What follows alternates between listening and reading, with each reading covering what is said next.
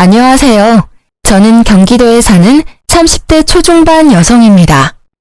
여러분은 이번 여름에 맛있는 수박 많이 드셨어요? 저는 올해 여름도 수박을 엄청나게 많이 썰었습니다. 수박이 맛있어도 껍질 때문에 손이 안 간다는 분들 많으시더라고요. 어렸을 때는 엄마께서 수박 손질해서 냉장고 넣어두시곤 했는데 그게 바로 자식 사랑하는 마음이셨겠죠? 저는 그런 마음으로 열심히 맛있는 과일을 고르고 세척하고 다듬어서 판매하고 있는 과일 도시락 가게 사장입니다. 제 밑에 1살 차이 나는 여동생과 함께 가게를 운영하고 있습니다. 과일 도시락 한다고 하면 그게 돈이 되냐며 여쭤보는 분들 많으세요. 요즘은 1인 가구도 많고 간편한 걸 추구하는 시대다 보니 꽤 장사가 잘 되고 있습니다. 대학생부터 바쁜 직장인분들까지 다양한 연령대에서 많이 주문해주고 계세요. 그에 보답하기 위해 동생과 저는 휴가를 떠나도 무조건 맛있는 과일, 당도 높은 과일 찾으러 다닙니다. 그렇게 저희 자매가 적은 돈으로 창업한 게 대박나서 가게 때문에 진 빚은 따로 없어요. 코로나 때도 주문건이 오히려 급증했고 병원이나 자가격리하는 분들께 많이 배달 갔습니다. 다행히 아직까지 큰 위기는 없어서 지금까지 잘 운영하고 있네요. 이제 끝나지 않을 것 같던 여름이 끝나가고 있어서 저와 여동생은 드디어 수박의 굴레에서 벗어날 수 있게 됐습니다. 평소에 동생이랑 과일 손질하면서 귀로는 열심히 사연 라디오를 듣고는 하는데요. 동생이 제 시댁 사연도 보내보면 어떻겠냐 해서 용기 내서 보내봅니다. 만약 제 사연 읽어주시면 그때도 저는 일하면서 듣고 있을 것 같아요. 저는 제 친구의 소개로 제 남편을 만나게 됐습니다. 남편은 연봉 좋은 IT 회사에 다니는 아주 멀끔한 청년이었습니다. 정확히 말하자면 제 친구 남편의 가장 친한 친구가 바로 제 남편이었어요. 서로 가장 친한 친구를 소개시켜준 거죠. 저는 일하느라 바빠서 연애 안 하고 남편은 허우대 멀쩡하고 얼굴도 괜찮은데 그냥 연애를 못하는 남자였대요. 제 친구 말로는 남편이 20대 끝자락까지 제대로 된 연애를 전혀 해보지 못했다고 합니다. 겉보기에 어디 문제가 있는 것도 아닌데 항상 연애 이야기만 나오면 자존감이 무척 떨어져 보였다 하네요. 친구가 자기 남편 따라 모임할 때면 제 남편만 늘 혼자 참석했대요. 겪어보면 참 좋은 사람 같았는데 항상 혼자 있는 모습을 보며 친구는 제게 그 사람을 꼭 소개시켜주고 싶다고 생각했대요. 저는 혹시라도 그 사람이 어디 모자란 사람이 아닐까 걱정도 했는데요. 아무렴 친구가 그런 사람을 제게 소개해줄 리 없다 생각하고 소개팅에 속는 셈 치고 나가봤습니다. 처음 만났을 때 남편은 저와 눈을 잘 못 마주치더군요. 완전 쑥맥이구나 싶었는데 두 번째 만남에서는 낯가리는 게 없어졌는지 말도 잘하고 유쾌했습니다. 저는 단도직입적으로 남편에게 물었어요. 성훈 씨는 왜 그동안 연애를 못했어요? 혹시 저처럼 일 중독인가요? 농담인 거 아시죠? 저의 농담 섞인 물음에 남편은 당황한 얼굴이 역력했어요. 그러다 제게 솔직히 털어놓더군요. 사실 저희 엄마께서 좀 많이 극성이세요. 그때 남편의 얼굴에 들이우는 그림자를 보며 뭔가 저만의 사정이 있구나 싶었어요. 전혀 마마보이로는 안 보였으니 저는 차분히 이야기를 들어보기로 했습니다. 남편이 평범하게 연애를 시작하려고 하면 그럴 때마다 어떻게 어머니께서 아시고는 상대방 여자를 알아내 둘 사이를 회방 놓았다고 합니다. 어머니 본인이 검증한 사람 아니고서는 절대 집안에 못 들이신다고요. 대신 어머니께서 교회에 있는 참한 처자 연결시켜준다고 항상 소개해 주셨다네요. 그렇게 만난 사람들은 이성적으로 끌리지도 않고 서로 마음에 안 들어서 연애를 그냥 포기했다고 말하는 남편이었습니다. 그 사정이 짠하기도 하지만 이런 사람과 만약 결혼한다고 상상하니 조금 암담하더군요. 게다가 저는 기독교인도 아니었습니다. 아들에게도 감당하기 힘든 어머니인데 며느리에게는 얼마나 버거울까 싶었어요. 그래서 저는 조금 속물 같아도 어쩔 수 없이 제 미래를 위해 남편을 멀리했습니다. 그런데 이상하게 남편의 얼굴이 계속 생각나더군요. 이건 뭐 상사병도 아니고 일하다가도 매번 그 사람 얼굴이 아른거려서 아주 혼났습니다. 제가 남편에게 정중하게 거절의 의사를 밝혔지만 남편은 답장이 없어도 포기하지 않고 연락을 계속하더라고요. 날씨가 좋은데 산책이라도 가지 않겠냐는 그런 말들을 보면서 어느 순간 저 또한 마음이 열렸습니다. 가끔 만나서 밥 한 끼 먹고 영화 한 편 보고 그러다 자연스럽게 정이 붙었어요. 남편을 만나볼수록 너무 착하고 선한 사람이란 걸 알게 됐습니다. 경제관념도 뚜렷했고 직업도 괜찮았고 성품까지 괜찮은 남편이었기에 두 눈 질끈 감고 딱 남편만 보고 저는 결혼을 결심했습니다. 결혼 전 예비 신호를 극복한다면 결혼 후에는 뭐 어렵겠냐며 제가 조금 오만했었죠. 엄마께서는 어려운 길 사서 간다고 걱정하시고 말리시다가 남편 만나보시곤 너무 괜찮은 청년이라며 꽉 잡으라고 응원도 해주셨어요. 철저하게 연애 사실을 숨긴 남편이 결혼한다고 집에 선언하자 예비 시모께서는 뒤집어졌다 합니다. 어떻게 나 몰래 연애질을 했냐고 아주 분하시다고 길길이 날뛰셨대요. 주눅든 남편에게 이야기를 듣고 저도 그제서야 겁이 나더군요. 제가 이 사람을 얼마나 사랑하면 안 해도 되는 모험을 하고 있구나 싶었어요. 예비 시댁에 인사드리러 갈 때는 정말 단단히 마음을 먹어야 했어요. 남편은 결혼 약속한 제가 어머니 때문에 도망이라도 갈까봐 계속 안절부절해 했습니다. 저는 그런 남편을 안심시키고 스스로 마인드 컨트롤했고요. 어떤 상황이 일어나도 놀라지 말자, 겁먹지 말자. 이 두 가지만 생각하고 예비 시댁에 인사를 드리러 갔습니다. 당시에는 무슨 담력 테스트라도 하는 기분이었어요. 지금에서야 웃으며 이야기할 수 있네요. 그때는 정말 심각했습니다. 어머니, 좋았어요. 어머님, 안녕하세요. 처음 뵙겠습니다. 예비 시모는 남편을 한번 휙 노려보시더니 이내 제게 말씀하셨어요. 그래요. 종교는 있고? 아, 어머님, 저는 무교입니다. 아, 부모님께서는? 어머니께서 불자세요. 아버지는 저처럼 무종교이시고요. 이래서 내가 교회에서 짝 만나야 한다고 한 거야. 모태신앙에 독실한 크리스천 자매님들 두고 지금 성원이 너 뭐 하는 거니? 더 들어볼 필요도 없다. 엄마, 제가 말씀드려서 이미 알고 계셨잖아요. 이러실 거면 식사는 왜 하러 오라고 초대하셨어요? 성원 씨, 침착해. 저는 눈물이 그렁그렁한 남편을 진정시키고 말했습니다. 어머님, 성원 씨랑 저 서로 많이 사랑하고 있습니다. 이왕 여기까지 초대해 주셨으니까 조금만 예쁘게 봐주시면 안 될까요? 종교랑 무관하게 저 평생 모난 행동 하지 않고 올바르게 살았어요. 그래요? 뭐 그럼 초대했으니 맛있는 음식이라도 대접해야지.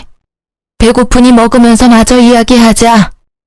예비 시모는 벼랑간 코웃음을 치며 갑자기 부엌에서 봉투를 들고 와서 식탁에 거칠게 내려놓았습니다. 영수증이 붙은 봉지를 보니 딱 봐도 배달 음식이었어요. 어머니, 배달시키셨어요? 아, 저희 같이 처음 인사드리는 자리인데 제가 밖에서 모시겠다고 했을 때 거절하시더니 도대체 왜 이러세요? 내가 뭘?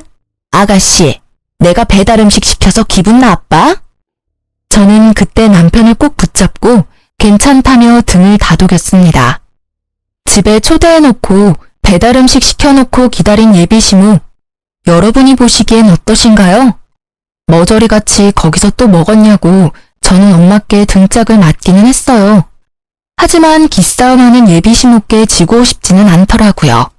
이대로 포기하면 제가 사랑하는 사람이 평생 이 굴레에서 벗어날 수 없겠구나 싶었거든요.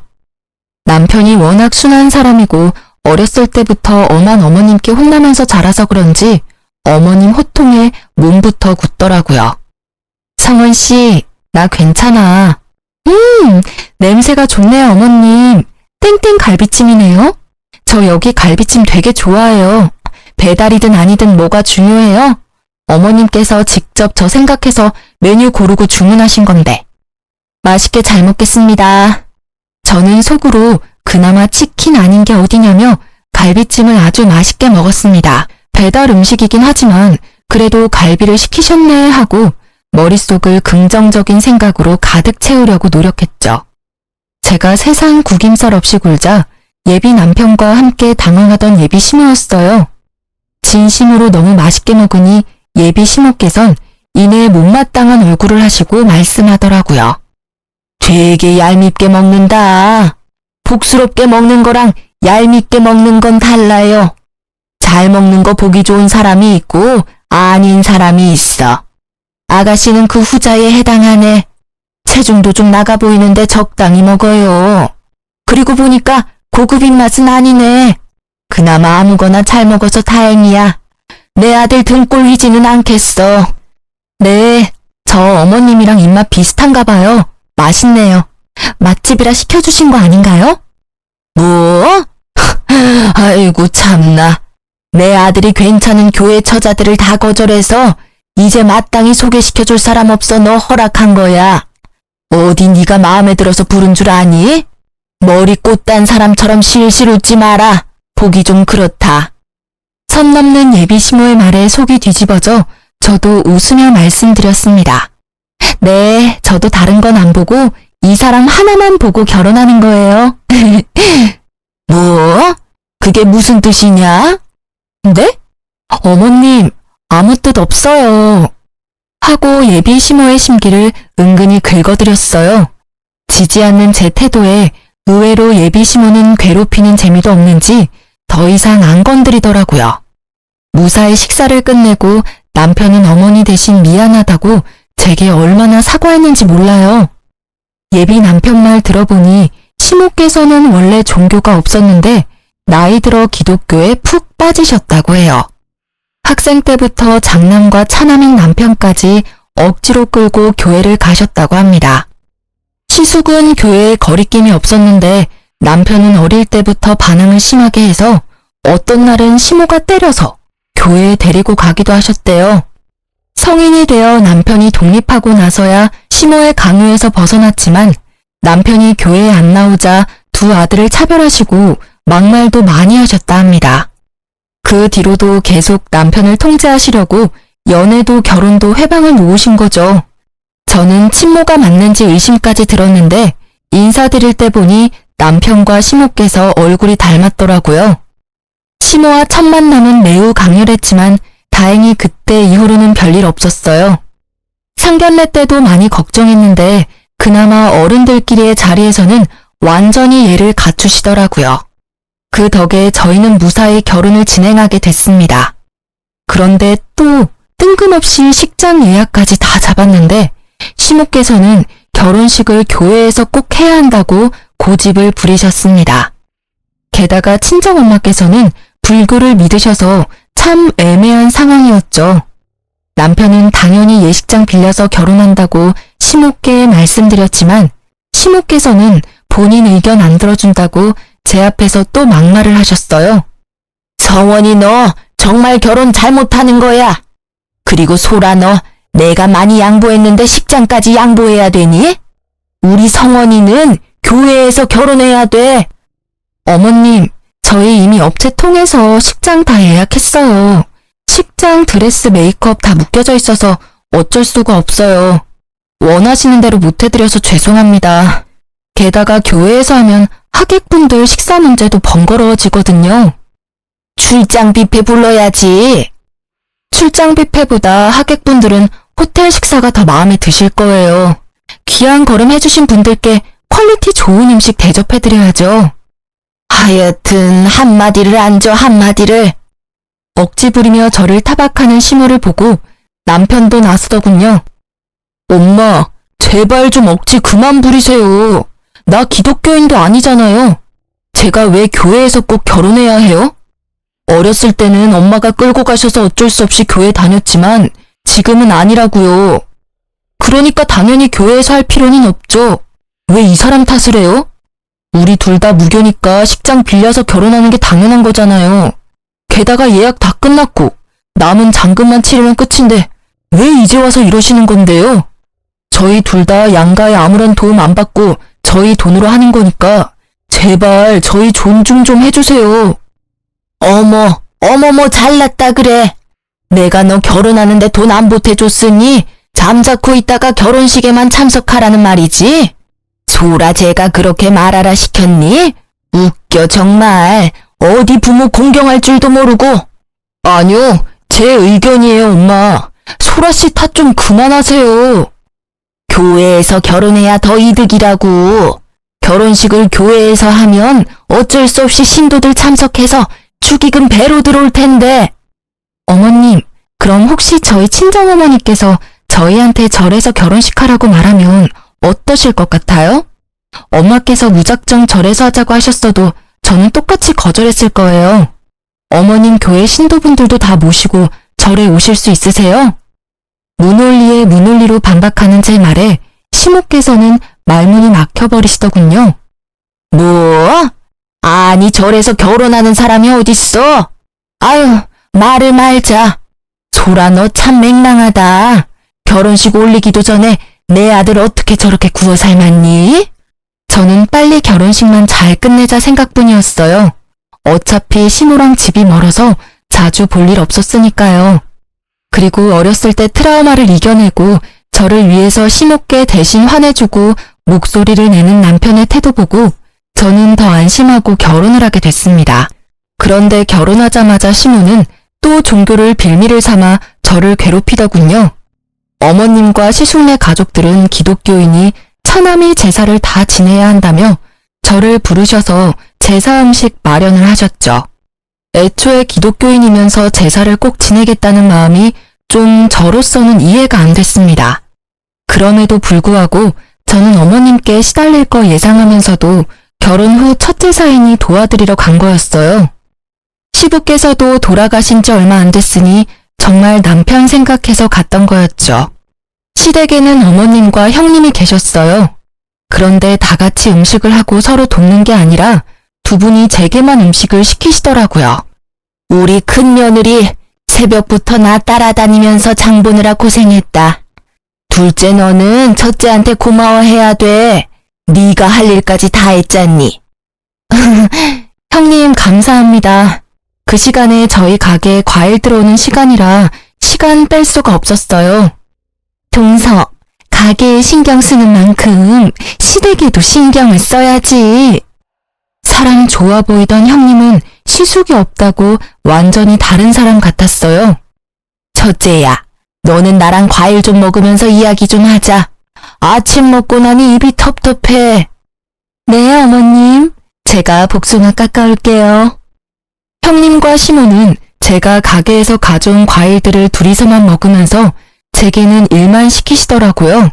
과일 잘 먹겠다는 말 한마디 없이요. 장 보는 것도 일이니 그거 못 도와드려서 죽을 죄를 지었네요. 하며 속으로 투덜거렸지만 저는 겉으로는 티 안 내고 열심히 전을 부쳤습니다. 전만 부쳤을까요? 이거 해라 저거 해라 소파에서 명령하는 형님과 시모의 행동에 저는 너무 놀랐어요.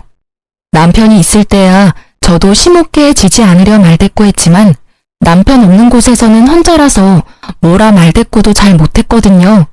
그땐 더 어리기도 했고 저만 외톨이인 그 상황이 좀 무서웠어요. 알겠다고 웃다가 저는 미소도 말도 잃고 묵묵히 일했습니다. 좀 도와달라고 했는데 외면하고 둘이서 저를 따돌리는 모습을 보면서 사진도 틈틈이 찍어 놓으면서 제사 음식을 마련했습니다. 저도 참 독하죠. 애초에 제가 이 정도로 안 독했으면 남편이랑 결혼 생각도 못했을 거예요. 사진이랑 동영상 찍어서 증거를 남겨놔야 다음에는 두 사람이 저를 안 괴롭힐 것 같았거든요. 두 사람은 뭐가 그렇게 마음에 안 드는 건지 제가 열심히 꼭두각시 인형처럼 일하고 있는데도 저를 비난하더라고요. 동서는 과일 깎아서 파는 게 뭐가 돈이 된다고 동생까지 끼고 그런 헛짓거리를 하고 있어? 그게 돈 뭐 얼마나 번다고. 아휴, 그냥 차라리 우리네가 용돈 줄 테니 여기서 어머님 모시면서 살아. 그러니까 말이다. 나는 처음에 뭔 도시락 가게를 한 데서 뭐 그러려니 했는데 과일 도시락이라 해서 얼마나 웃었는지 모른다. 대학까지 나온 애가 한심하게 왜 저러고 있는 건지. 며느리 뭐하냐고 신도들이 물으면 말하기 참 그래. 차라리 너처럼 전업주부면 몰라. 저는 고무장갑을 빼고 두 사람에게 다가갔습니다. 저 가게에 제쳐두고 와서 종일 혼자서 음식 장만했는데 말씀이 심하시네요. 어머, 일하다가 말고 뭐 하는 거야? 화났다 뭐 이거야? 동서 일한 거 어련히 수고비 안 챙겨줄까? 수고비 안 챙겨주셔도 저 충분히 많이 벌어요. 돈이 문제가 아니라요. 사람 불러놓고 이러는 거 아니죠. 아까 중국집 배달 왔을 때도 저 많이 참았어요. 먹어보란 말도 없이 두 분이서 탕수육 드시고 저는 남은 자장면 불어 터진 거 먹으라고 주고 가셨잖아요. 저 이런 취급 당하려고 온 거 아니에요. 좋은 마음으로 도와드리러 왔는데 두 분 아무리 저보다 윗 어른이시라지만 이게 무슨 경우예요? 공경도 할 만해야 공경하죠. 도저히 못 참겠네요. 제 행동에 시모와 형님은 벙쪄 있었고 그때 마침 남편이 도착했어요. 이게 다 무슨 말이야? 저는 남편을 보자 눈물이 앞을 가렸고 시댁 작은 방에서 잠시 남편을 붙잡고 이야기했습니다. 남편이 무슨 일이냐며 달래주고 저는 종일 있었던 일 말하며 찍었던 사진들과 동영상도 보여줬습니다. 나 오늘 충분히 할 만큼 했어. 아니, 나 지금껏 충분히 노력했어. 이제 당신 어머니 진절머리나. 오늘은 형님까지 합사하셔서 내가 오늘 얼마나 비참했는지 당신은 몰라. 형님이랑 어머님? 자기들끼리 탕수육에 잔치 벌이고 나는 일 다 하고 불어터진 자장면 주더라. 내가 아무리 독한 마음 가져볼래도 너무 서럽더라. 나 당신 하나만 보고 결혼했는데 막상 하고 나니 너무 힘들다. 이제 겨우 시작인데 내가 앞으로 버틸 수 있을지 모르겠어. 여보, 이런 취급받게 해서 너무 미안해. 이게 다 내가 못나서 일어난 일이야. 집에 가자. 다신 여기 안 와도 돼. 남편은 제 손을 잡고 작은 방에서 나와 시댁 거실 중앙에 섰습니다. 남편이 뭐라 말하기도 전에 시모가 먼저 말을 꺼냈습니다. 또 저 건방지다고 할 줄 알았는데 이번엔 또 다르게 저를 골리시더라고요. 우리 작은 며느리 손맛이 아주 좋아. 성원이 넌 결혼 잘했다. 앞으로는 소라가 전적으로 오늘처럼 시댁 제사, 시댁 행사 음식하면 되겠어. 저는 앞치마를 벗어던지고 말했어요. 온 가족이 함께하는 것도 아니고 어떻게 막내 며느리한테 일을 다 떠넘기실 생각만 하세요? 어머님 정말 실망이에요. 이 정도일 줄은 몰랐습니다. 저 이제 어머님이랑 잘 지내보려고 노력 안 할 거예요. 아니, 저 대드는 것 좀 봐라. 저 맹랑한 것. 기분 안 상한 척 늘 빙구처럼 실실 웃더니 이제야 본색을 드러내네. 성원아, 너도 봤지? 남편은 그런 시모를 쳐다보지도 않은 채 외면하며 말했습니다. 오늘부로 저 이 집 사람 아닙니다. 딱 이 한마디만 했을 뿐인데 남편의 선언에 시모는 뒷목을 잡으면서 쓰러지는 신용을 하더라고요. 남편에게 불쌍한 척했지만 남편은 냉정하게 굴었습니다. 이 사람 종처럼 부려먹으니까 이제 속이 시원하세요? 저 다신 이 집에 안 와요. 어머니, 이제 이렇게 부를 일도 없어요. 다신 제 얼굴 볼 생각하지 마세요. 그리고 형수님, 결혼 막 하셨을 때 제가 옆에서 얼마나 도와드렸어요. 저 생각해서라도 이 사람한테 그러시면 안 됐죠. 아유, 서방님, 저는 동서가 미워서 그런 게 아니라 어머님께서 그러시자 하시니 뜻을 따른 것뿐이에요. 악의는 없었어요. 넌 지금 내 편을 들어야지. 말을 그런 식으로 하면 어떡해? 어머님, 그게 아니라. 다들 이렇게 서서 뭐 하세요? 마침 도착한 아주버님은 사태 파악하시느라 정신없어 보였네요. 형, 나 형도 안 볼 거야. 우리 가족 이제 제발 인연 끊고 살자. 형이 어머니 모시고 잘 살아봐. 난 진짜 더는 못해. 뒤늦게 도착한 시숙에게 인연 끊자는 남편을 보고 시모께서는 어디 장남한테 말을 그따위로 하냐고 되려 화를 내셨어요. 너 어디 네 형한테 그따위로 말해? 감히 우리 장남한테? 어머니, 저 생활비도 이제 안 보낼 테니까 그렇게 하세요. 냉정하게 말하는 남편의 말에 시모는 코웃음을 치셨죠. 남편이 시모께 생활비를 보탠지는 저도 잘 몰랐습니다. 각자의 수입은 각자 관리하고 생활비만 각출해서 썼으니까요. 생활비는 우리 장남이 주고 있는데 넌 무슨 헛소리냐?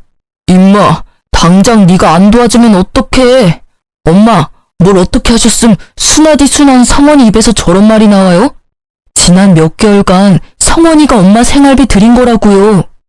남편과 시숙의 대화는 이상하게 흘러갔습니다. 들어보니 시숙께서는 다니던 회사에서 정리해고를 당하셨고 형님과 시모께 차마 말도 못 거는 채 매일 회사에 출근하는 척 했던 거예요. 그래서 대신 여유로운 남편이 형님네와 시댁 생활비 구멍나지 않게 메꿔줬던 거고요. 금방 마땅한 일자리를 못 구하고 있던 아주버님은 매일 정장을 입고 출근하는 척 하시곤 면접 보러 다니거나 일용직 일을 하셨다 합니다. 상황을 전혀 모르고 있었던 형님과 시모는 주저앉더라고요. 아주버님은 어머님께 쓴소리를 하다가 이내 형님에게 왜 섣불리 행동했냐며 큰 소리를 내고 말았습니다. 당신은 엄마가 아무리 그러시자 해도 당신까지 그러면 안 되지. 당신도 결혼할 때도 똑같이 겪었으면서 그때 내 동생이 얼마나 당신 편 들어줬어. 은혜를 갚지는 못해도 이렇게 뒤통수 치면 안 되지. 형님은 바로 깨갱하며 잘못했다고 용서를 구했죠. 미안해, 동서. 내가 생각이 짧았어. 형님이 미안하다고 하셨지만 저는 열이 받을 대로 받아서 사과 받기 싫다고 외면했습니다. 그러자 아주버님도 함께 사과하더군요. 재수씨, 제가 정말 면목이 없네요. 죄송해요. 시부께서 돌아가시고 시숙이 시댁의 실질적인 가장이기에 시모께서는 장남 눈치를 엄청 봤었는데요. 알고 보니 남편이 도와주고 있었으니 시모도 금방 꼬리를 내리셨죠. 아니 뭐 결혼 후에 신고식 한 거 가지고 그러니. 남자들은 빠져라. 여자들 일이니. 소라야, 내가 미안하다. 서운하게 느꼈으면 말이다. 나는 평소대로 했는데 네가 너무 오늘따라 많이 감정적인 것 같구나. 그러자 아주버님이 답답하다는 듯 시모에게 따졌습니다. 엄마, 사과를 하시려면 좀 진정성 있게 똑바로 사과하세요. 인정 못 하시는 거예요? 제발 연세 좀 생각하세요. 철 좀 드시라고요, 제발. 안 되겠어요. 저 이번 주부터 교회 안 나갑니다. 이제 엄마께서 부탁하시는 일 저도 안 해요. 에이구, 뭔 소리야 그건. 너 지금 교회 얘기가 왜 나와? 멀쩡히 다니던 교회를 왜 안 가? 엄마가 평생 소원이라고 둘째 교회 안 다니니까 저라도 나오라고 제발 부탁한다고 그렇게 말씀하셔서요. 저 아무리 피곤해도 이 사람 데리고 같이 교회 나섰어요. 그런데 엄마는요, 교회랑 교회 사람들 챙기기 이전에 집안에 들인 귀한 식구부터 챙기세요. 어떻게 한 식구 된 사람을 이렇게 구박하세요? 지금 제가 아무리 뭐라고 해도 안 바뀌실 거 알아요. 그러니 제가 그냥 교회를 안 나갈게요. 그럼 좀 바뀌시겠죠. 이러다 저희 형제간도 원수 되겠어요. 저도 어느 정도 예상은 했지만 시모께서는 정말 신앙심이 깊은 것보다는 교회에 매일 자식 자랑을 하러 다니시던 거였어요. 본인께는 자랑거리인 아들들인데 저희 남편 둘째는 교회 질색하고 큰아들인 시숙이라도 어떻게 데리고 가셨는데 이제 못 데려간다니 겁이 나셨나 봐요. 시모는 갑자기 울먹거리곤 잘못했다고 남편에게 용서를 구하기 시작했습니다. 차마 그 모습을 지켜보기도 그렇고 그렇다고 어머님의 진심 없는 사과를 받고 싶지도 않아서 저와 남편은 함께 집으로 돌아갔습니다. 그날 누구의 사과도 받아들이지 않고 시댁을 벗어났죠. 그러니 저와 남편에게 매일같이 미안하다고 3명에게 번갈아가며 연락이 왔습니다. 남편은 이참에 번호를 바꾸자고까지 말했어요. 저뿐만 아니라 긴 세월 남편 가슴에도 단단히 응어리가 져 있었던 것 같습니다. 그렇게 연락을 끊고 지내니 회복은 빠르게 되더군요. 저와 남편은 굳이 그날 일과 시댁 관련 일은 서로 말 꺼내지 않았어요. 그런데 어느 날 가게에서 찾아온 시숙과 형님, 그리고 시모를 보는데 그날 기억이 떠오르면서 트라우마가 생길 것 같더군요. 다행히 가게에는 저보다 더 기센 여동생이 함께 있었습니다. 안녕하세요. 어머, 다들 갑자기 어쩐 일이세요? 제 동생은 이미 제게 들어 사정을 다 알고 있었지만 밝은 얼굴로 시댁 식구들께 인사했고 저는 인사도 하지 않은 채 조용히 과일을 세척하고 있었습니다. 이 나이 먹고 내가 며느리한테 사과하러 여기까지 왔어요. 그런데 아무리 서운하다 해도 어른이 왔는데 눈길도 안 주고 인사도 안 하네요. 여전히 말을 밉게 하는 시모와 옆에서 눈치만 보고 있는 형님 대신 아주버님이 한마디 하셨어요. 사과하러 왔는데 엄마 여기서도 심술 부릴 거예요? 아, 그래, 사과하자고. 얼른 하고 가자고. 그러자 제 동생은 벼랑간 웃음이 빵 터져서 웃었어요. 사돈 처녀는 뭐가 그렇게 웃겨서 어른 두고 그렇게 웃음이 터졌어요? 어머, 죄송해요. 제 가게에서 제가 웃는 것도 맘대로 못 웃는 거죠? 사과하시러 오신 건 맞으세요? 그럼 말로만 사과하시면 안 되죠. 언니, 먼저 퇴근해. 응? 언니 종일 부려먹은 거 사과하고 싶으시다잖아. 내가 기회는 드려야지. 언니는 그만 들어가 봐. 자자, 이럴 시간이 없어요. 얼른 앞치마들 하시고요. 제가 매뉴얼 설명드릴 테니 그렇게만 하시면 문제 없습니다. 위생모 써주시고요. 당황해하는 시댁 식구들께 동생은 위생모와 앞치마를 내밀고 형님과 시숙은 말없이 착용하더라고요. 반면 시모는 눈에 쌍심지를 켜셨죠. 사돈 처녀, 지금 뭐 하자는 거야? 내가 사과한댔지 일하러 왔댔어? 니들은 또 왜 그걸 하고 있어? 얼른 벗어. 어쩌죠? 말로 하시는 사과는 별로 안 받고 싶은데 왜 진심도 없는 사과를 자꾸 하세요? 저희 언니가 받기 싫다잖아요. 근데 그때 저희 언니 무임금으로 부려먹으신 건 갚으셔야죠, 사돈 어르신. 제 동생은 저를 조기 퇴근시키고 기어코 시숙, 형님 그리고 시모께 가게 일을 시켰습니다. 저희가 가게는 조그맣지만 하루에 한 트럭 과일이 배송 오면 다 정리하고 세척하고 다듬는 게 시간이 많이 걸려요. 시모는 아들들이랑 화해는 하고 싶으니 마지못해 일을 하기 시작했죠. 동생은 자기보다 나이 많으신 제 시댁 식구들에게 야무지게 일을 시켰대요. 이거 이렇게 힘들다고 던지시면 과일 흠집나요. 아유, 입으로 들어가면 다 똑같지. 이제 흠집 날 때마다 그 과일은 개인 사비로 구매하셔야 돼요. 제가 계속 지켜보고 있으니까 과일 던지지 마세요, 절대. 코딱지만한 가게에 웬 과일이 이렇게 많아? 시모는 투덜거리면서도 나름 열심히 가게 일을 도우셨다 합니다. 시숙과 형님은 의외로 실수 없이 묵묵하게 일을 잘하셨대요. 온종일 시달려도 일이 끝나질 않자 시모께서는 도망가려 했다네요. 어디 가세요? 아니, 사돈 처녀, 내가 급하게 일이 생겨서. 하시던 일은 다 마무리하셔야죠. 드실 점심도 이미 시켰는데요. 아이고, 사돈 어르신, 퇴근은 아직 멀었습니다. 얼른 다시 들어가 주세요. 시모는 입을 삐죽거리며 다시 일하러 들어가고 형님과 시숙은 군말 없이 열심히 땀까지 삐질거리며 도우셨다고 합니다. 오후 5시까지 일을 시킨 동생은 오늘은 일당이 없다고 얘기했다고 합니다. 시숙과 형님은 알겠다고 고개를 끄덕이고 어머님께서는 분하다고 망고를 몇 개 챙겨가시더래요. 분하다고요. 그렇게 저 대신 동생이 야무지게 복수해줬네요. 동생이 적당히 시댁 식구들 돌려보낼 줄 알았는데 전에 저 우는 것 보고 마음이 많이 쓰였었나 봐요.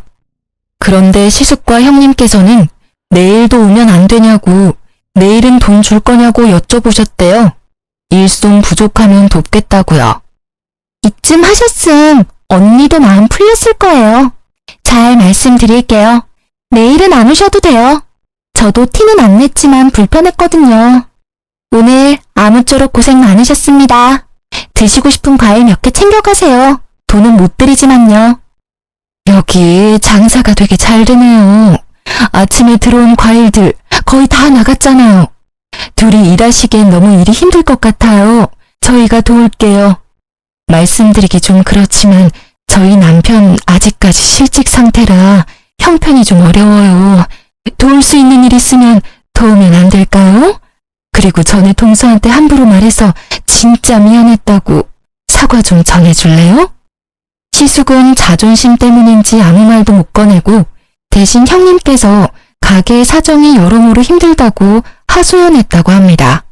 저희 동생은 냉정한 편이라 얄짤없이 다 큰 분들이 알아서 일자리 구하시라고 쫓아냈다고 합니다. 동생도 형님이 이때까지 제 욕을 어떻게 했는지 저를 통해 다 들었으니까요. 갑자기 장사 잘 되는 거 보고 혹해서 태도 바뀌는 게 아닐 것 같겠죠. 다음 날도 또 찾아와서 일하셔도 돈 못 준다 하니 형님 내외는 돈을 주지 않아도 되니 일만 시켜달라고 넙죽 엎드리더라고요. 저는 깜짝 놀라 이러들 나시라고 했죠. 왜 이러시는 거예요? 저 마음 정말 불편해요. 재수씨, 저희 일 좀 가르쳐주면 안 돼요? 난데없이 가게 일을 배우겠다고 하시는 시숙과 형님의 말에 저는 적잖이 당황했습니다. 자식들은 커가고 이 나이에 새로 취직하는 것도 너무 어렵네요. 재수씨, 이유 좀 낼 생각 없어요? 정말 염치 없지만 좀 도와주세요, 재수씨. 동서, 내가 진짜 잘못했어. 죽을 죄를 졌어. 한 번만 봐주라, 응? 2호점을 낼 생각도 누군가에게 저희 사업 비법을 전수할 생각도 하지 못했는데 아주버님이 저희 가게랑 상권이 너무 메리트 있다는 말을 하시며 애원하는데 제 돈 드는 것도 아니고 속도 없이 또 도와드리게 됐습니다. 사실 제가 도와드렸다 하지만 동생이랑 저는 두 분이 계시니 쉬는 시간이 더 늘어서 한편으로는 좋기도 했습니다. 가게가 좁아서 4명이나 있기엔 비좁았고 2호점을 내기 전까지만 저는 일을 쉬고 제 동생의 진두지휘 아래 아주버님 내외가 저희 가게에서 함께 일을 시작했습니다. 그렇게 두 분이 2달 가까이 치열하게 배우셨고 저는 그만큼 월급도 든든하게 챙겨드렸습니다. 저는 두 분이 가게에 계신 덕분에 시간이 나서 여행도 다녀왔습니다. 제가 가게에 복귀하고 더 이상 일수는 필요 없다고 말씀드리니 이때까지 정말 고마웠다며 그동안 몸은 힘들어도 일 배우는 게 너무 행복했었다고 하더라고요. 그렇지만 아직도 제가 화난 줄 알고 더 이상 갈 곳이 없어졌다며 앞날을 걱정하더라고요. 아니, 여기에서 두 분 충분히 가르쳐드렸잖아요. 이제 2호점 오픈하셔야죠. 그 동네에 오픈하실 수 있게 도와드린다니까요. 이제 저희 가게는 나오실 필요 없어요. 제 말을 이제야 이해한 두 분은 부둥켜 안고 눈물까지 흘리더군요. 그렇게 제가 2호점 오픈까지 도와드리고 남편은 제게 대인배라 박수 쳐줬어요. 저와 달리 남편은 아직까지 형 내외와 어머님이 밉다고 연락조차 안 했거든요. 남편은 제게 미안해하면서 고마워했습니다. 여보, 내가 진짜 결혼을 잘했다. 나 믿고 결혼해달라고 졸라놓고 내가 막상 한 게 아무것도 없어서 미안해. 시모는 그 모든 과정을 지켜보시곤 크게 깨달은 바가 있었는지 그냥 하는 사과가 아니라 어느 날 가게까지 찾아와 진심으로 제게 미안했다고 사과했습니다. 소라야, 내가 너무 철없었지? 미안하다. 너 보고 내가 많이 놀랐어. 굳이 그럴 필요까지 없는데 나서서 큰아들 내외까지 신경 써주고. 나보다 네가 낫다. 성원이는 아직도 화가 많이 났지? 나도 결혼하고 의지할 곳이 많이 없었어. 근데 교회 다니면서 사람들 만나고 거기서 자식들 자랑하다 보면 내가 너무 특별해지는 기분이 들었어. 너무 행복했지. 그래서 자식들 더 괴롭혔어. 특히 교회 안 간다는 성원이한테는 더 모질게 굴었지. 이제 그렇게는 안 살려고 한다. 시모의 진심을 남편에게 전해봤지만 남편은 어머니 안 보겠다는 말이 아직 유효하다고만 말했어요. 난 아직까지 엄마가 너무 미워서 얼굴 제대로 뵐 자신이 없어. 진심으로 내가 어머니 미워하는 마음이 다 없어져야 마주할 수 있을 것 같아. 엄마도 정말 바뀌셨다면 이런 내 마음 이해하시겠지. 이제 효도는 형한테 다 맡길 거야. 형한테는 엄마가 때리거나 모질게 대한 적 없었겠지만 난 언제나 엄마한테 상처받기만 했어. 이렇게 남편은 냉정하게 밀어내더라고요. 저는 처음부터 남편만 믿고 결혼했으니까 착한 며느리 대신 그냥 남편의 아내로서 남편을 지지하기로 했습니다. 그 뒤로는 저도 시모와 따로 연락을 주고받지는 않았습니다. 어머님께서도 제게 따로 연락하지 않으셨어요. 아주버님에게 전해 들은 바로는 어머님이 기가 많이 죽으셨고 더 이상 억지나 심술을 부리지도 않으신대요. 돈 자랑 아들 자랑 하러 다니던 교회에서는 이제 아들 자랑 대신 신도들과 함께 자원봉사를 하고 지낸다셔서 조금 놀랐습니다.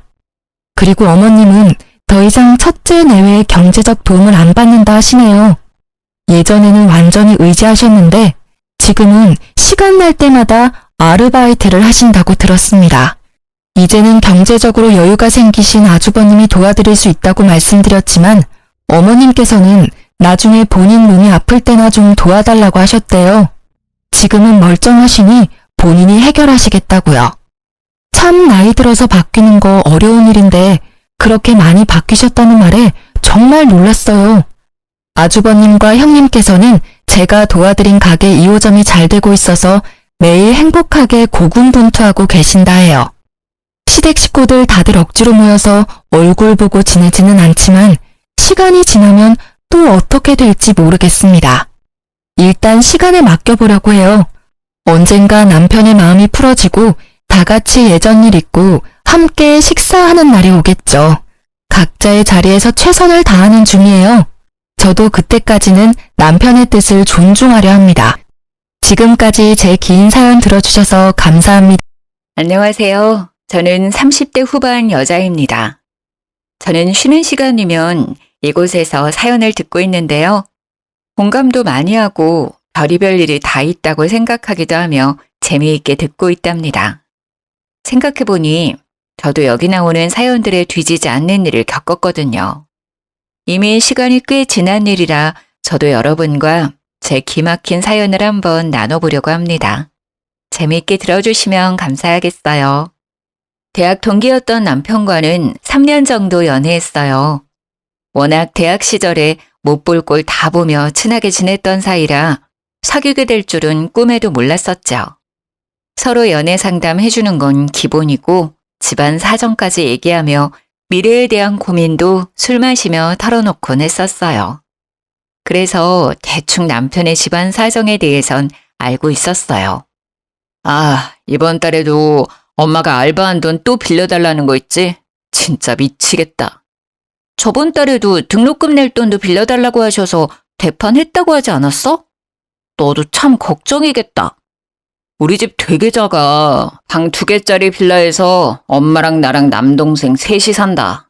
넌 좋겠다. 서울 아파트 살아서. 난 언제 아파트 살아보냐. 우리 아빠가 부동산 투자를 좀 잘하셔서 운이 좋았지. 근데 넌 언제 아버지 돌아가셨다고 했지? 중학생 때랬나? 어머니 혼자 아들 둘 키우시느라 힘드셨겠네. 야, 뭐가 힘들어. 밥 한 번 안 해주고 맨날 밤늦게 들어왔는데. 지금도 사업한다고 엄청 바빠. 엄마가 사업하셔?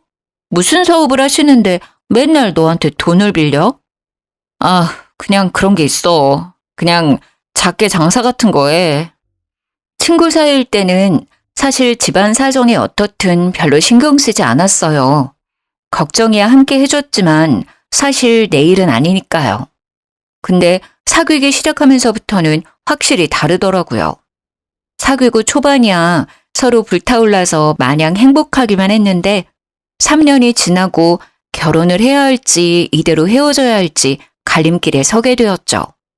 남편도 그 당시에 회사에 취직해서 정신없이 바쁠 때였고 저도 나이도 차고 직장일도 힘들고 여러모로 한계에 다다른 것 같았어요. 주변 친구들도 저에게 계속 조언을 해주고 쓴소리를 하기 시작하더라고요. 연수도 남친이랑 곧 결혼할 거래.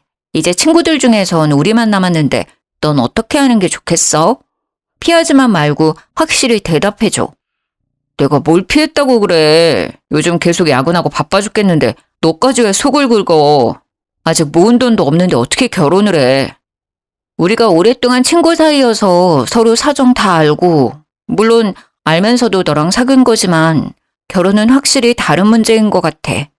너네 집도 그렇고 너도 아직 여력 없는 것 같으면 여기서 그만하는 게 맞는 것 같아. 그게 무슨 말이야? 지금 헤어지자고? 나 돈 없다고 이렇게 버려도 되냐? 너 진짜 그거밖에 안 되는 애야? 몇 년만 기다려달라잖아. 돈 좀 모으고 안정되면 결혼하자고. 너 월급 받으면 다 니네 어머니랑 남동생한테 다 쓰는 거 내가 모를 것 같아? 어느 세월에 돈을 모으게. 난 더 못 기다릴 것 같아. 미안해. 저는 그렇게 이별을 고했지요. 남편은 매일같이 저를 찾아와 울고불고 매달리고 난리를 쳐댔어요.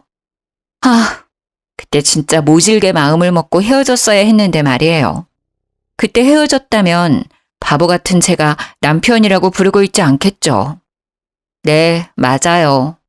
한 달도 못 가 다시 받아주고 그 길로 결혼까지 진행하게 되었어요. 제가 또 헤어지자고 할 게 무서웠는지 가진 거 없지만 일단 결혼하자고 프로포즈를 멋대가리도 없게 하더라고요. 모질이 같던 저는 제대로 된 청혼도 못 받고 그렇게 결혼을 허락했죠. 남편이 진짜 개뿔도 없었기에 친정 부모님께도 죄송스럽지만 거짓말을 좀 해서 남편 길을 세워줄 수밖에 없었어요. 모은 돈 있다고 대충 둘러대고 시댁 상황도 자세하게 말하지 않았죠. 왜냐고요? 남편 놈 때문이었죠. 내가 가진 돈이 3천도 안 된다고 하면 너네 부모님이 절대 허락 안 하실 것 같아. 한 1억 정도 있다고 일단 말하면 어때? 당장 집 얻어야 되는데 그럼 집은 어떻게 얻으려고? 아님 내가 대출을 좀 받을게. 일단 3천보단 더 있다고 말씀을 드려. 안 그럼 결혼 허락 안 해주시잖아. 그리고 우리 엄마도 사업한다고 말해주고. 너도 나중에 알게 되겠지만 진짜 개인 사업하는 건 맞거든. 남편 놈의 말발에 넘어갔던 건지 그렇게도 그놈과 결혼이 하고 싶었던 건지 아무튼 그렇게 친정 부모님의 결혼 승낙도 받았고 상견례도 하게 되었죠. 상견례는 제가 예약한 한식당에서 하게 되었는데요. 시모가 옷을 잘 꾸미고 입고 와서 좀 놀랐어요. 처음에 집에 인사하러 갔었을 땐 후줄근한 옷에 집 상태도 너무 별로라 실망이 이만저만이 아니었거든요. 시모 뒤에는 도련님이 먼 진보다리를 한가득 들고 따라오더라고요. 시모가 아주 당당하게 친정 부모님한테 말하더라고요. 이렇게 좋은 자리에 오는데 어떻게 빈손으로 오겠어요? 제가 사돈 두 분 드리려고 좋은 것 좀 챙겨왔어요. 아유, 뭘 이런 걸 다. 저는 아무것도 준비를 안 했는데 이거 죄송해서 어쩌죠? 죄송하긴요. 상견례 때 뭐 준비하는 건 아닌데 제가 너무나 반갑고 감사드리는 마음으로 가져온 거니까 사양 말고 받아주세요. 이거는 바깥사돈한테 좋은 영양제인데요. 아주 인기가 많은 제품이거든요. 이건 안사돈 드릴 화장품 세트예요. 이게 진짜 스코알렌이 든 거거든요. 제 피부 좀 보세요. 제가 이 화장품만 바르거든요. 진짜 피부결 좋다는 소리 많이 듣는다니까요. 어머, 그래요? 세상에 정말 감사해요. 사부인이 이렇게 챙겨주시니까 제가 우리 사위를 더 잘 챙겨야겠다는 생각이 드네요. 별거 아니에요. 값은 좀 나가는데 우리 사돈을 위해서라면 이 정도야 제가 쓰죠. 제가 또 개인 사업을 하다 보니까 좀 씀씀이가 있는 편이랍니다. 상견례가 끝나고 친정 부모님은 시모를 꽤 좋게 봤던 모양이더라고요. 시모가 세련되고 센스도 있다며 칭찬을 했죠. 그 덕분인지 암튼 결혼식까지 무난하게 흘러갔고 소형 아파트에서 신혼살림을 시작하게 되었답니다. 얼마간의 신혼생활은 좋았어요. 혼자 살다가 둘이 사니까 소꿉놀이 하는 것 같고 이래서 결혼하는구나 싶었죠. 몇 달 정도는 시모도 연락을 많이 하진 않더라고요. 제가 일주일에 한 번은 예의상 전화하려고 노력했었네요. 그러던 중 딱히 갈 일은 없었지만 주말에 오랜만에 시댁에 찾아갔어요. 우리가 올 걸 몰랐던 시모가 현관문을 열어보고 흠칫 놀라더라고요. 거실에 들어가 보니 택배 박스들이 정신없이 굴러다니는 게 아니겠어요? 시모가 얼른 박스들을 베란다로 치워버리더라고요. 슬쩍 베란다를 봤는데 박스도 많고 무슨 물건들도 막 쌓여 있었죠. 아니, 오면 온다고 미리 전화라도 좀 하지. 대뜸오고 그래? 어머니, 서프라이즈 해드리려고 그랬죠. 같이 나가서 맛있는 거 사드리려고요. 근데 저게 다 뭐예요? 사업하신다더니 쇼핑몰 같은 거 하세요? 아님 물건 떼다 파시는 거예요? 그런 거 하는 거지 뭐. 아, 그래. 너 이것 좀 먹어봐라. 이게 뭔데요? 영양제 같은데 보통 병에 성분 같은 거 다 써 있는데 이건 무슨 영양제예요? 이게 여성 전용 영양제야. 여자 몸 따뜻하게 하는데 좋은 거고 암튼 여자한테 참 좋은 약초들만 골라서 넣은 거라니까 내가 3달치 줄 테니까 한번 꾸준히 먹어봐봐. 아, 네, 감사합니다. 근데 저 꾸준히 챙겨 먹는 거 잘 못하는데. 내가 맨날 전화해서 먹으라고 챙겨주랴? 아, 그리고 이것도 가져가라. 내가 샀는데 너무 많이 남아가지고 이게 진짜 18K 금이 든 화장품이야. 이거 한 달만 바르면 기미가 싹 사라진다니까? 이거 바른다고 무슨 기미가 사라져요. 피부과 가도 안 없어지는 게 기미인데. 너무 과장 광고 같은데요? 어머니가 이거 사신 거면 어머니도 속으신 것 같은데? 얘가 무슨 말도 안 되는 소리 하고 있어? 내가 이거 바르고 그 꺼멓던 기미가 없어졌는데? 네가 못 봐서 그래. 그니까 너도 한번 발라보라고. 너 여기 기미 있잖아. 이거 한 달 발라보고 얼마나 달라지는지 봐라. 자, 어서 가져가라. 그렇게 마음에도 안 내키는 물건들을 한아름 떠안고 집으로 돌아왔는데요. 그걸 시작으로 시모가 전화를 엄청 자주 해대기 시작하더라고요. 내용은 항상 자기가 준 물건들 얘기였어요. 내가 저번에 준 그 영양제 매일 먹고 있니? 몸이 달라지는 게 느껴지지? 다음 주에 집에 좀 와라. 다른 물건 좀 더 가져가. 내가 이번에 새로 가져온 게 좀 있다. 아니에요. 안 두셔도 돼요. 저한테 주지 말고 파셔야죠. 다 팔려고 지금 이러는 거지. 홍보하려면 투자를 해야지. 너 화장품 거의 다 발랐지? 어떠니? 기미가 확실히 옅어졌지? 나한테 얼굴 사진 좀 찍어서 보내봐라. 사진은 왜요? 그리고 기미 자국 난 거 똑같아요. 바뀐 거 모르겠는데요. 그냥 눈으로 봐선 몰라. 사진으로 봐야 된다니까? 잔말 말고 사진 보내봐. 아, 그리고 너네 회사 사람들한테 좀 소개해봐. 금이 이렇게 많이 들어간 화장품이 없다니까? 다 이렇게 소개하면서 사고 그러는 거야. 직장 사람들한테 이런 거 말하긴 좀 그렇죠. 그런 거 원하시는 거면 저한테 물건 주지 마세요. 저 부담스러워요. 아유, 매정하긴. 그거 좀 물어봐주면 뭐 어디 덧나니?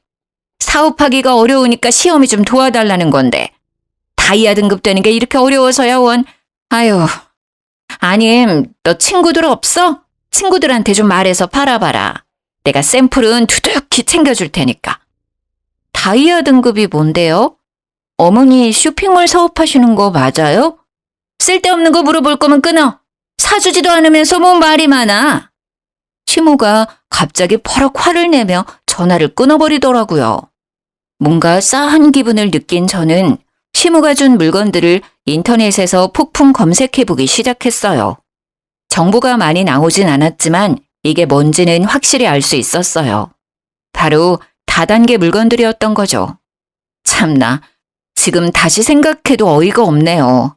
어쩐지 물건들 포장도 허술하고 이름들도 다 이상하고 촌스럽다 했더니 왜 진작 의심을 하지 않았던지 제 자신이 한심하더군요. 저는 너무 열이 뻗쳐서 퇴근해서 집에 돌아가자마자 집에 와 있던 남편에게 쏘아붙였어요. 자기 어머니 다단계 하는 거야? 자기 알고 있었어? 그거 완전히 다단계는 아니고 시스템이 좀 그런 건 알고는 있었지. 근데 완전 사기고 그런 건 아니야. 베란다에 물건이 그렇게 쌓여 있는데 그게 사기가 아니야? 다 어머니 돈으로, 정확히는 자기 돈으로 그거 다 사드리고는 지금 다 못 팔아서 처박아 두고 있는 거 아니야. 어머니가 알아서 하신대. 일단 그냥 둬. 뭐라고 하면 더 난리치신다고. 너가 감당할 수 있어? 그걸 지금 말이라고 해? 아닌 건 아니라고 당장 관두라고 확실히 말을 하고 그만하게 해야지. 못 감당한다고 그냥 둔다고? 나도 이미 예전부터 계속 말했었는데 씨알도 안 먹혀. 그렇게 큰 돈 드는 것도 아니야. 그냥 둬. 그럼 어머니가 예전부터 다단계 한다는 거 알고 있었던 거네? 그러고서 나한텐 개인 사업한다고 거짓말한 거잖아, 그럼. 어떻게 그럴 수가 있어? 완전히 나 속인 거잖아. 야, 그럼 거기다 대고 우리 엄마 다단계 한다고 말해? 그럼 네가 잘도 결혼했겠다. 또 당장 결혼 안 한다고 내뺐겠지. 뭐라고? 진짜 어이가 없네. 이거 사기 결혼이야. 알아? 아, 뭔 사기 결혼이야. 엄마 그거 팔아서 돈 벌기도 해. 다단계가 다 이상한 게 아니야. 유명한 그 건강식품 그것도 알고 보면 다단계야. 뭐 알지도 못하면서 난리야. 일단 좀 넘어가. 우리 엄마한테 말해봤자 너만 다친다니까. 다 너 생각해서 해주는 말이야. 남편 놈은 마치 별일 아니라는 듯이 오히려 제가 이상하다는 듯이 계속 몰고 가기 시작하더라고요. 예전 같으면 남편 말에 속아서 또 그런가 하고 말았겠지만 같이 살면서 싸우기도 많이 싸우고 저 인간 자체에 대해 좀 알았다고 해야 하나? 더 이상은 쉽게 남편 말에 휘둘리지는 않게 되었어요. 저는 일단 사태를 파악할 겸 조용히 지켜보기로 했답니다. 그렇게 며칠이 지나고 드디어 시모가 전화가 왔더라고요. 요즘 왜 통 연락이 없니? 이렇게 시어미가 전화를 해야겠어? 요즘 아주 며느리살이 한다니까. 너 그나저나 영양제 다 먹어가면서 왜 말이 없니? 좋은 거 같으면 친구들한테 소개 좀 해서 팔으라니까. 어머니, 제가 딱 단도직입적으로 말할게요. 어머니 하는 거 그거 다단계 아니에요? 뭐 다단계? 얘가 격떨어지게 뭔 소리야. 이건 프리랜서 네트워크 비즈니스라는 거야. 네가 뭘 알고 그딴 소리를 해? 그게 다단계죠. 제가 좀 알아보니까 확실하고요. 어머니 그거 당장 관두세요. 그거 해봤자 돈 못 벌어요. 더 날리기만 해요. 네가 뭔데 감히 건방지게 관두라 말아야. 한참 사업 잘 되고 있는데 도움은 못 될 망정 죄를 뿌려? 이래서 며느리가 집안에 잘 들어와야 하는 건데 시어미 사업에 고춧가루나 뿌리고 잘하는 짓이다. 저는 관두라고 분명히 말씀드렸고요. 하고 안 하고는 어머니 맘이지만 저나 재영 씨한테는 피해주지 마세요.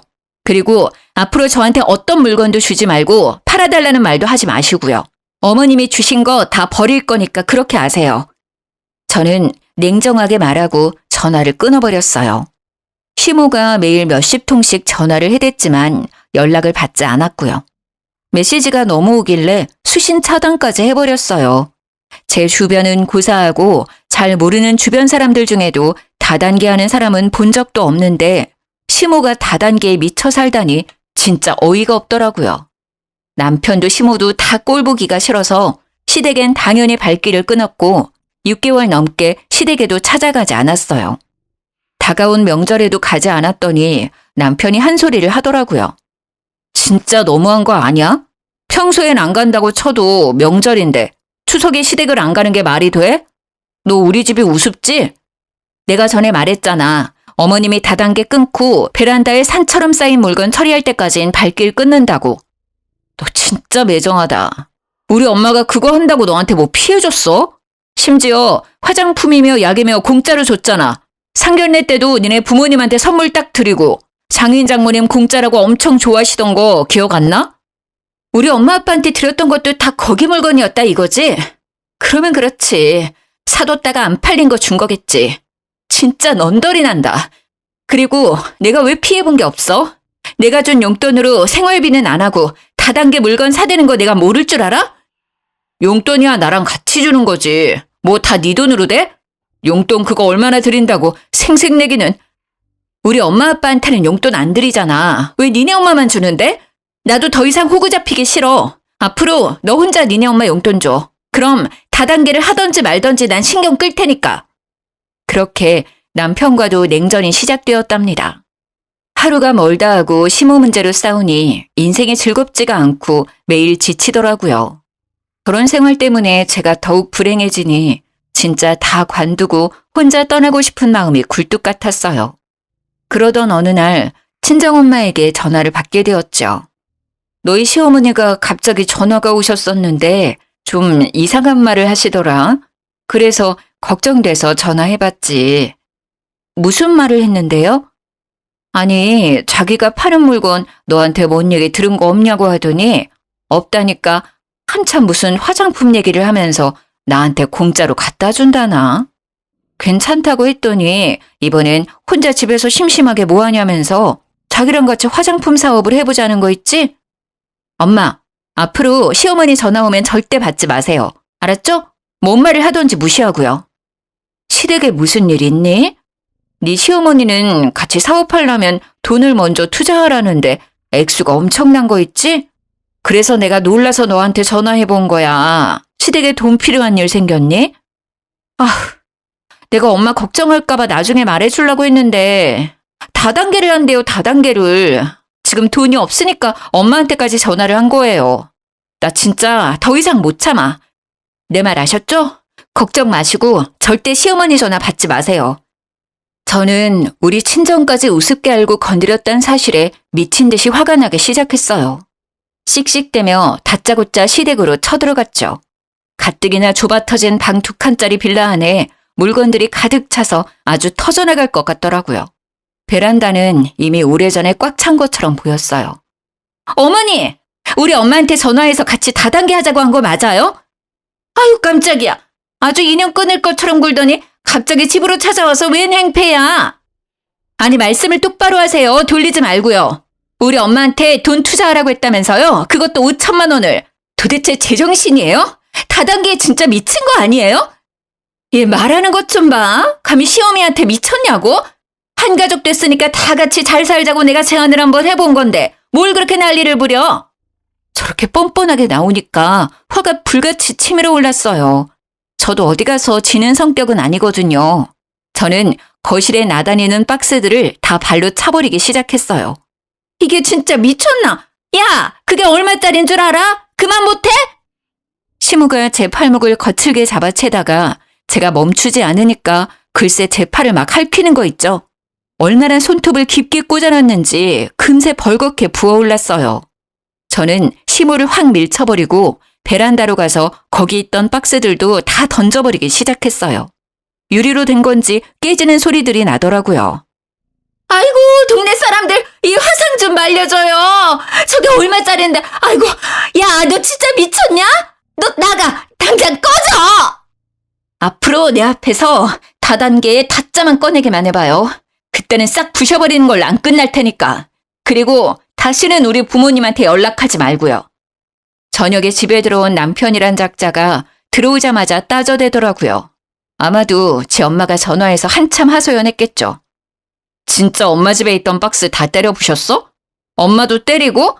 너 이거 진짜면 나 그냥 못 넘어가. 참나, 내가 때렸대? 그럼 이 상처는 보여? 이건 말해? 그리고 니네 엄마가 우리 엄마한테 5천만 원 달라는 소리 했다는 건 들었니? 그리고 그놈의 다단계 물건들 다 때려 부셨다는데 속 시원해 해야지 왜 화를 내? 너도 한 통 속이야? 아까워 죽겠어? 말을 해도 진짜 격떨어지게 하네. 아무리 그래도 그렇지 시어머니한테 그렇게 막 하는 며느리가 어딨어. 당장 어머니한테 가서 무릎 꿇고 사과해. 난 니네 엄마 다단계 정리할 때까진 다시는 얼굴 안 볼 거야. 당신이야말로 당신 엄마한테 가서 당장 때려치라고 해. 당신도 나한테 강요하면 나 이혼 생각해 볼 거니까 그렇게 알아. 그렇게 하니까 한동안은 잠잠하더라고요. 시모 문제가 없으니까 남편이랑도 싸우는 횟수가 줄어들었고요. 제발 이대로 시모가 정신 차리기만을 바랬죠. 다 행복하고 싶어서 결혼하는 거지 이혼을 생각하고 하진 않잖아요. 저도 제가 한 선택에 후회 없이 힘든 일이 있어도 이겨내가면서 100년해로 해보길 바랬었답니다. 그 일이 있기 전까진 말이죠. 마치 폭풍 전야였던 것처럼 조용하던 일상에서 느닷없이 그날이 찾아왔죠. 퇴근하고 집에 가는데 우리 집 아파트 앞이 시끌시끌 하더라고요. 작은 용달차가 앞에 서 있는데 누가 이사를 하나 보다 했어요. 그래서 피해서 들어가려고 하는데 세상에 짐을 내리고 있는 용달차 앞에 시모가 있는 거 아니겠어요? 저는 너무 놀라서 그 자리에 얼어서 시모를 끔뻑끔뻑 바라봤어요. 시모가 저를 발견하고 엄청 반가운 척을 하더라고요. 어머, 왔니? 내가 너 퇴근 시간에 딱 맞춰 왔네. 대충 버릴 거 버렸더니 짐도 별로 없지? 이게 지금 무슨 일이에요? 저 이해가 전혀 안 가는데 이 짐은 다 뭐예요? 아니, 뭐가 뭐야. 나랑 영수짐이지. 영재가 아직 말 안 했어? 아, 너 놀랄까봐 이사 오고 말하려고 했나 보다. 일단 올라가자. 얼른 짐 옮겨야지. 잠깐만요. 우리 집에 이사를 온다고요? 어머님이랑 서방님이요? 왜요? 일단 짐 올리지 마세요, 아저씨. 잠깐만 기다려주세요. 저는 짐을 옮기려는 인부 아저씨들을 저지하고 급하게 남편에게 전화를 걸었어요. 지금 어디야? 어머니가 우리 집으로 이사를 오신다고 짐을 다 끌고 왔는데 지금 이게 어떻게 된 일이야? 자기는 알고 있었어? 아, 그게 내가 오늘 이사 들어간 다음에 말하려고 했는데 엄마가 전세금을 다 날리셔가지고 갈 데가 없으셔. 어떡하겠어. 우리 집에 방 하나 남잖아. 일단 급한 대로 같이 지내야지. 우리 집? 내가 반대할 게 뻔하니까 무작정 짐 들고 쳐들어왔다 이거네. 멀쩡하던 전세금이 도대체 다 어디 간 건데? 설마 또 다단계야? 아, 나도 미치겠어. 나도 몰랐어, 진짜. 아, 그리고 네 탓도 있어. 네가 물건 다 부셔서 그거 도로 메꿔야 된다고 전세금을 빼서 또 샀대. 너도 책임 있으니까 일단 급한 대로 이사는 하고 책임은 무슨 개뿔. 너 집에 바로 오지 말고 법원 가서 이혼 서류 가져와. 이사는 절대 못 들어오니까 당장 이혼해. 저는 전화를 거칠게 끊어버리고 제 허락도 없이 벌써 짐을 옮기는 시모 앞을 막아섰어요. 여기 못 들어오니까 당장 짐 다시 용달에 싣고 가세요. 아니, 그게 무슨 말이야? 왜 도로 실어? 아저씨, 12층으로 다 옮겨요. 아저씨, 다시 용달에 실으세요. 이 집에 박스 하나라도 올리면 주거 침입죄로 다 신고할 거예요. 아니, 이게 진짜 미쳤나? 내가 우리 아들 집에 와서 산다는데 니까짓 게 뭔데 안 된다 만다야. 여기가 네 집이냐? 아주 웃기는 애네. 야, 싫으면 네가 나가. 시모는 작은 상자를 든 손으로 저를 팍 쳐버리고는 엘리베이터로 당당하게 발걸음을 옮기더라고요. 집으로 올라가 보니까 남편 놈이 현관문 비밀번호까지 알려준 건지 이미 문도 활짝 열려있고 짐도 몇 개 올려져 있었어요. 소파 위는 시모 가방이 있었는데 핸드폰이 보이더라고요. 저는 시모 핸드폰을 가져다가 카톡을 열어봤죠. 세상에 친구가 500명이 넘더라고요. 저는 저한테 지지 않으려고 정신없이 시모가 짐을 옮겨놓는 사이에 시모가 연락을 나누던 친구들에게 모두 메시지를 보냈어요. 그리고 다시 1층으로 내려가서 용달 아저씨한테 갔죠. 아저씨, 제가 일당 2배 드릴 테니까 짐 다시 다 실어서 원래 오셨던 그 빌라 앞에 좀 내려다 주세요. 제가 이 집 주인이고 전 절대 이사 허락 못해요. 법적으로 일 커지면 여기에 집 내려준 아저씨도 피해 가실 수 있어요. 그니까 부탁드릴게요. 아유, 보니까 저 아줌마 며느리인 것 같은데 아니 고부간에 해결을 하지 왜 생사람을 잡으려고 해요. 알았어요. 다시 다 짐 내릴 테니까 나한테 이 문제로 다신 연락하지 마슈. 그렇게 집 문제를 해결하고 다시 집으로 올라가 보니 시모가 얼굴이 시뻘개져서 미친 듯이 계속 울려대는 핸드폰을 부여잡고 어쩔 줄 몰라 하고 있더라고요. 전화도 쉬지 않고 울려대는데 시모 얼굴이 울상이 돼서 손을 덜덜 떨고 있었죠. 핸드폰에 정신이 팔려서 짐이 다시 다 내려가고 용달차가 갈 때까지도 모르고 있더라고요. 저도 그 사이에 대충 일주일 정도 지낼 짐만 챙겨서 친정으로 와버렸어요. 역시나 몇 시간 후에 제 핸드폰으로 남편과 시모가 번갈아가며 전화를 수십 통 하더라고요. 그러거나 말거나 저는 핸드폰을 꺼놓고 친정 부모님과 도란도란 얘기하며 저녁을 먹고 오랜만에 같이 시간을 보냈네요. 늦은 밤이 돼서야 다시 핸드폰을 켜니 부재중 전화가 어마어마하더라고요. 그리곤 불이 나게 또 전화가 왔어요. 제가 전화를 받으니 남편이 다짜고짜 소리를 지르더라고요. 야, 너 어디야? 진짜 해도 너무한 거 아니야? 너지? 엄마 핸드폰으로 사람들한테 그 메시지 보낸 거 너지? 엄마 지금 미치기 직전이야. 너 당장 집으로 와. 당장 일 다 수습하고 잘못했다고 빌라고. 내가 뭘 잘못했는데? 아무리 생각해도 난 잘못한 게 없는데? 네 엄마가 그거 다단계 아니라며? 그럼 아니라고 하면 되지 뭐가 문제야? 너 다 미리 준비했지? 그렇지 않으면 어떻게 짧은 시간 안에 다단계라고 그 증거들을 그렇게 보낼 수가 있어? 언제부터 그런 짓을 하려고 준비한 건지 진짜 너한테 진절머리 난다. 내가 다단계라고 하도 말해도 네 엄마가 아니라고 우기는데 별 수 있니? 그래서 내가 하나둘씩 증거 찾아서 모아뒀다 왜? 저는 시모가 파는 물건들을 찾아보고 인터넷 검색을 해서 다단계 업체라는 것과 파는 제품들이 아무 효능도 없고 원가가 터무니없이 싸다는 기사들을 다 모아놨었어요. 시모한테 보여주려고 했지만 CR도 안 먹혔었는데요. 시모 핸드폰을 보니 갑자기 생각이 나서 시모 지인들한테 그 증거들을 똑같이 다 보내버린 거죠. 당장 우리 집으로 와. 어서 빨리 엄마한테 잘못했다고 빌라고. 우리 집? 아까부터 거슬렸는데 말은 바로 해야지. 그게 왜 우리 집이야? 내 집이지? 넌 그 집에 10원 한 장 안 보탰는데 왜 네 마음대로 내 집에 니네 엄마를 데려오냐고. 너야말로 당장 내 집에서 나가. 너랑 이혼할 거니까. 네 엄마랑 내일 아침에 당장 나가. 저는 전화를 끊어버리고 다음날 아침 바로 법원에 가서 이혼 서류를 받아다가 남편 회사로 퀵으로 보냈어요. 역시나 불이 나게 전화가 오더라고요. 너 진짜 이혼할 생각이야? 네가 잘못해놓고 이게 무슨 짓이야? 너야말로 정신개조 좀 해야겠다. 도대체 내가 뭘 잘못했는데? 법원에서 누가 유책 배우자인지 알려주겠지. 서로 힘 빼지 말고 이혼 서류 적어서 네가 법원에 내. 3일 안에 안 내면 소송 들어갈 거니까 그렇게 알아. 더 이상은 남편 놈과 말하기도 싫고 진절이 나서 모든 연락을 차단해버렸어요. 그렇게 3일 기다리고 바로 소송에 들어가려고 변호사도 부지런히 만나고 여러 가지 알아보고 다녔어요. 끝까지 제 입장이나 마음은 전혀 생각하지 않고 오로지 지 엄마 편만 드는 걸 보니까 더는 생각할 것도 없더라고요. 마음은 이미 식을 대로 식었고 오로지 이 비정상적인 가족한테서 벗어나려면 이혼만이 답이라는 생각뿐이었답니다. 진짜 어이없었던 건 3일째가 딱 되는 날에 시모랑 남편이 제 회사 앞에서 저를 기다리고 있던 거 있죠?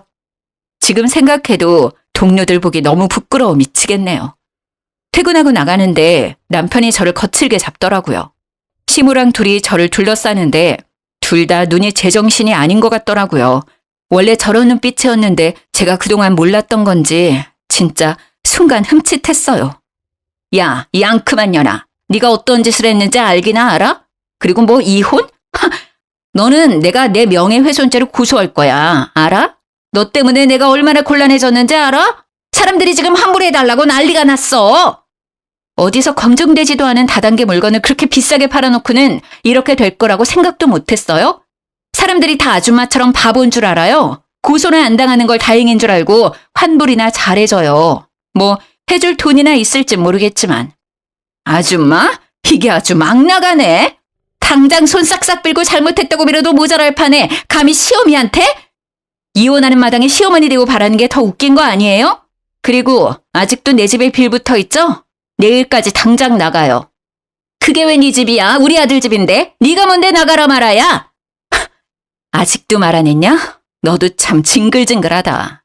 그렇게 네 엄마한테 잘 보이고 싶어? 아줌마, 그거 내 명의로 된 내 아파트예요. 내가 결혼 전부터 혼자 살았던 내 아파트라고요. 내가 아줌마 아들 기 살려주려고 지금까지 말 안 했던 건데 그 고마운 걸 잘 모르네. 요즘처럼 집 사기 어려운 시기에. 야, 집 있다고 유세냐? 아직 이혼 전인데 내 집이기도 하지. 내가 네가 가란다고 나가야 되냐? 그게 무슨 말도 안 되는 논리야? 역시 그 엄마의 그 아들이네. 집 전세 내놨으니까 당장 내일 짐 다 뺄 거야. 당장 나가기나 해. 뭐? 집을 내놨다고? 누구 맘대로? 네가 뭔데? 당장 취소해. 난 절대 못 나가. 남편이 악을 쓰면서 저에게 달려들려고 하는 거 있죠? 저는 남편을 세게 밀어버렸고 남편이 중심을 잃고 철푸덕 넘어져 버렸죠. 말이라도 네 집이라고 해주니까 진짜 네 거라도 된 줄 알았어? 내일 이혼 소송 들어갈 거니까 너도 변호사 알아보는 게 좋을 거야. 그리고 또 회사나 친정으로 찾아오면 오늘처럼 가만히 당하진 않을 거니까 똑똑히 알아들어. 그게 네 집이라고? 말도 안 되는 소리 하고 있네. 우리 아들이 대출받아서 산 거라고 했는데 무슨 소리야? 네가 무슨 권리로 우리 집에서 나가라 말아야? 나한테 발악할 시간에 등기부 등본 떼어보는 게 빠르겠네요. 그럼 누가 그 집 주인인지 확실히 알 수 있을 텐데. 잘난 아드님 다시 곱게 반납해 드릴 테니까 둘이 그 대단한 물건들 팔면서 부자 되세요 그럼. 내 집에선 당장 나가시고. 저는 그렇게 길거리에서 악을 쓰는 남편과 시모를 벗어났고 회사 동료들 보기에 창피스러워서 이틀 동안 병가까지 냈었답니다. 부끄럽지만 친정 부모님께도 모든 사실을 다 말씀드려야만 했고요. 제 말을 다 들으신 아버지는 한동안 담배만 피시고 어머니는 흥분해서 화를 내시더라고요. 그 옆엔 내가 그딴 거 줄 때부터 알아봤어야 하는데 내가 알아채고 결혼을 말려야 되는 걸. 바보같이 어디 다단계하는 집구석에 내 딸을 보내서 고생고생을 시켰네. 아이고. 저도 남자에 미쳐서 남편이 모은 돈 있다고 거짓말하고 잘못했죠 뭐. 내가 내 팔자 꼰 거라고 생각해야지 어쩌겠어요. 이제는 더 이상 못 참겠어요. 실망시켜드려서 죄송해요. 잘 생각한 거다. 아직 결혼한 지 3년도 안 됐으니까 아니라고 생각들면 빨리 끝내는 것도 현명한 거야. 소송하는 건 아빠가 도와줄 테니까 최대한 빨리 끝내보자. 어쩐지 신혼집을 새로 안 사고 그 집에서 들러붙어 살 때부터 이상하다 싶더라니. 어디서 그런 그지 같은 놈이 사위로 들어왔는지.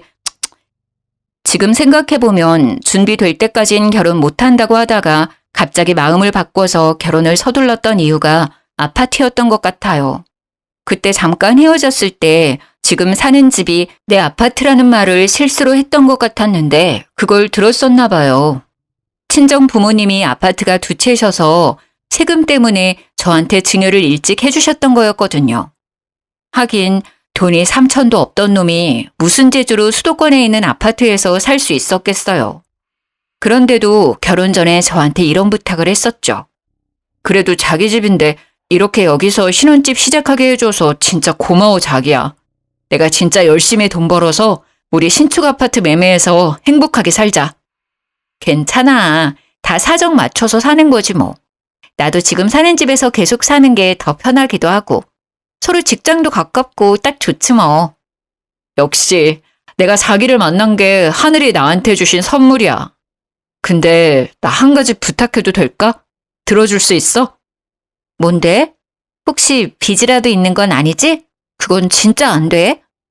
아, 그런 건 아니고 우리 엄마한테 이 집 전세 대출 받아서 구한 거라고 말하면 안 될까? 사실대로 말하면 왠지 내가 대릴사위 하는 것 같고 좀 그렇잖아. 그럼 엄마가 장인 장모님 뵙기도 좀 그럴 것 같고. 안 될까? 그래, 어머니 마음이 편하시다면 뭐 그래도 되지 뭐. 난 집에 대해서 말 아낄 테니까 자기가 알아서 해. 모든 걸 다 지 편하도록 맞춰준 탓일까요? 거머리같이 저에게 찰싹 달라붙은 남편놈을 떼어내기 위해서 이혼 전쟁을 시작했답니다. 역시 제 편을 들어주고 도와주는 건 친정 부모님 뿐이더라고요. 당연히 남편놈은 절대 이혼은 못한다며 협조를 전혀 안 하더라고요. 제가 진짜 소송을 거니까 그제야 본색을 드러내는데 기함을 했죠. 지 돈 한 푼 안 들어간 제 아파트를 무려 반반으로 나눠야 된다고 주장을 하는데 말이 되는 소린가요? 지도 뭐 생활비 냈고 재산에 기여를 했다는 헛소리를 늘어놓는데 저런 놈이 뭐가 좋다고 여지껏 다 맞춰줘가면서 살았는지 지나간 결혼 생활이 후회만 될 뿐이었네요.